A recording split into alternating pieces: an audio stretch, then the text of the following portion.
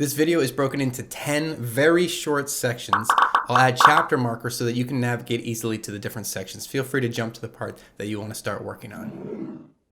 We're going to start in the key of C major and scale degrees attached to the key of C major to help you understand how we can work through this magical progression of just 4 chords. So the C major scale is all the white notes from C to C. And you want to see those notes in terms of the numbers 1 through 8. 1, 2, 3, 4, 5, 6, 7, 8. Once you have numbers or scale degrees mapped to those pitches, you can jump around using numbers. So I might say 1, 5, 6, 4, for example, to help you navigate a chord progression. All right, the 1, 5, 6, 4 is the magic progression. 1, 5, 6, 4. So let's talk about a little bit about what that means, progression. If I were to play the 1, the C, and I were to skip every other note in that scale, in the C major scale, which we happen to know is all white notes, I get this chord if I play the 3 notes starting from C and skipping every other white note for 3 notes. So I've got a C major chord here. That's our 1 chord. And if I move this shape, and if I play like a W, it's a little bit easier to see. If I move this shape so that my thumb is not on the 1, but is on the 5 now, 1, 2, 3, 4, 5. And I do the same thing, I skip every other note in that scale, I get a G major chord. So the 5 chord is a G major chord, and I can continue this pattern. My hand moves up 1 white note, so now I have an A minor chord. That's my 6 chord. My 6 chord is a minor chord.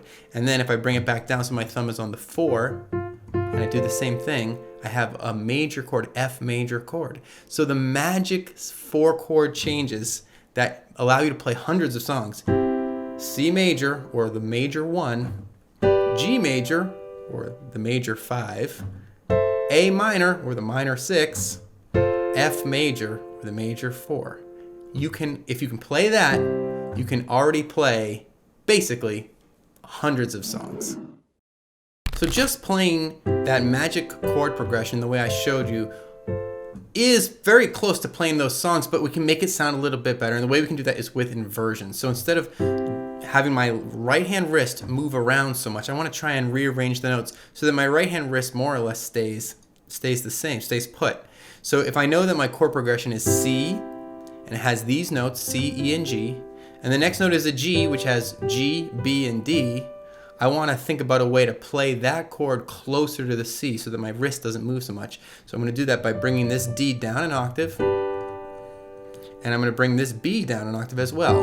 And here we have an inversion of G. It's still a G chord. I'm still using the same notes from that G major chord. So it's still a G chord, it's an inversion. So I can play the first 2 chords like this. Here's my C, or my 1 chord.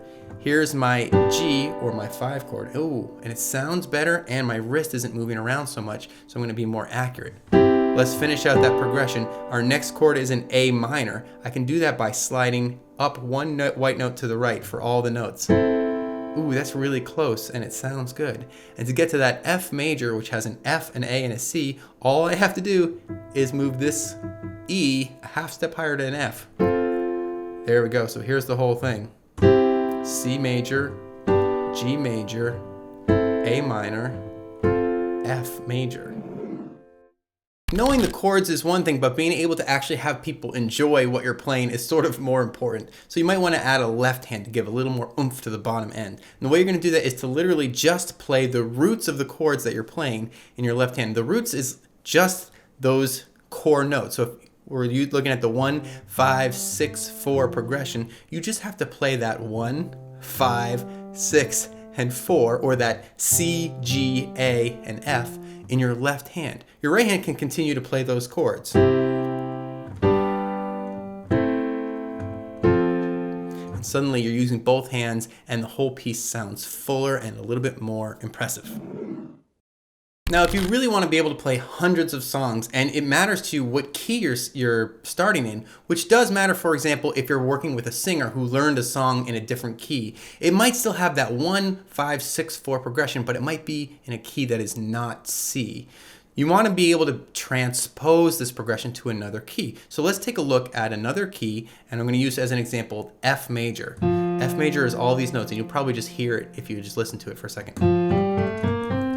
Has that kind of like majory sound. And you'll notice that the only thing that's different between the C major and the F major chord in terms of the notes that you're using is the B becomes a B flat. So our fourth note in the F major scale is a B flat.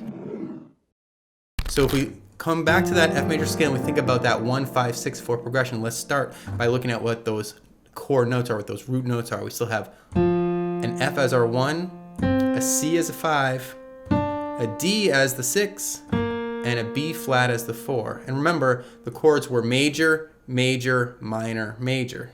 So I'll play a major chord on that F major, I'll do it like this. We're gonna play a major chord on C major. The D was a minor, so it's still all white notes, but then here we have our first accidental. B flat major is B flat, D, and F. So we can play that exact same progression in the key of F, and all we have to do is watch out for that one note there.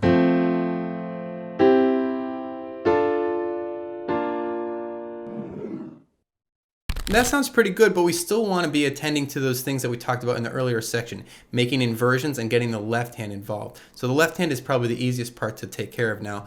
We're just going to play an F, a C, a D, and a B flat as we move through our chord progression. And in our right hand, we just need to find an inversion that works. And for the sake of this video, I'm going to actually do something a little funky. I'm going to start that first chord not in root inversion like I did with the first example, but I'm going to play it like this. So instead of having that F down here, I'm going to put the F higher. So my first chord, A, C, and F. All right. Now we know I'm going to a C chord next, and the way I'd like to do that is to just bring those outside notes down one. So I've got a G, a C, and an E in my right hand. Then I move everything up one white note to the right. There's my D minor, A, D, and F. And now to get to the B flat, I'm just going to bring my thumb up to this B flat.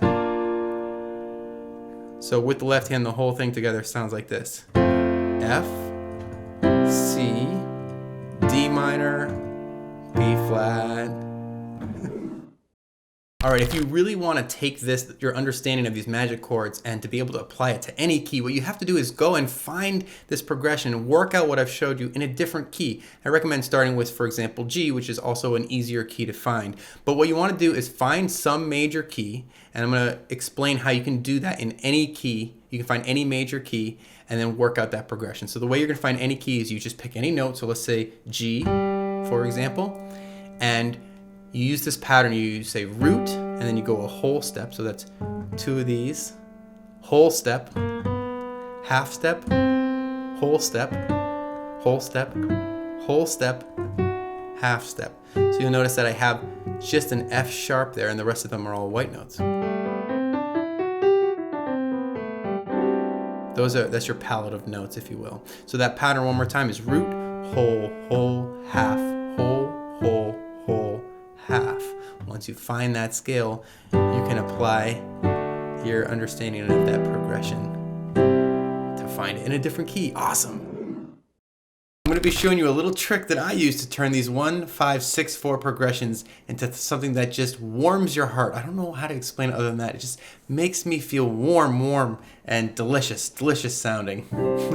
So if our 1, 6, 5 progression, 1, 5, 6, 4 progression sounds like this, sort of like that, what you can do to bring an extra level of deliciousness to it is to add what I think of as the 2, the second scale degree. So in the key of C, 1, 2, 3, 4, 5, 6, 7, 8, the second scale degree is a 2. Now some people will think of this as a 9, like a 9 chord, because if you continue that 8 past the C, when you come back to the top, you're at 9, and that's how chords are really usually laid out. But I think of it as a 2 because I like to put it in a voicing that's close to the 1 and the 3. So like a voicing like this. It's almost like a suspended 2 chord, oscillating between this 2 and the 3. So that's what your right hand does. So let me show you what that sounds like all the way through.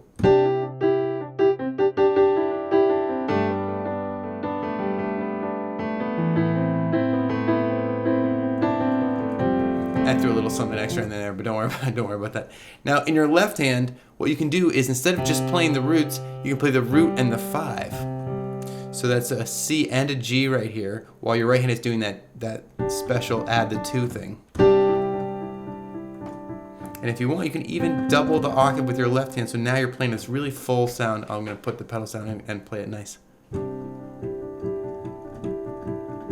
When you move to the 5, you can do the same thing. Left hand has the 1, the 5, and the 1 of that chord, so G, D, and G in the key of C, and you're doing the 2 in this sort of scale here, this chord, is the A. Everything moves up to the right 1 white note. Everything moves down 2 notes for the next one. And there you have a really nice extra thing.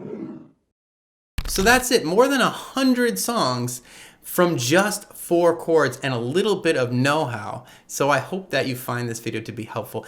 Please let me know in the comment field how I can make this stuff more interesting and more engaging and more useful for you as piano players and as musicians. Don't forget to hit the like button if you wouldn't mind, and don't forget to subscribe because I've got lots of great stuff like this planned for you. I'll see you next time, Reciples.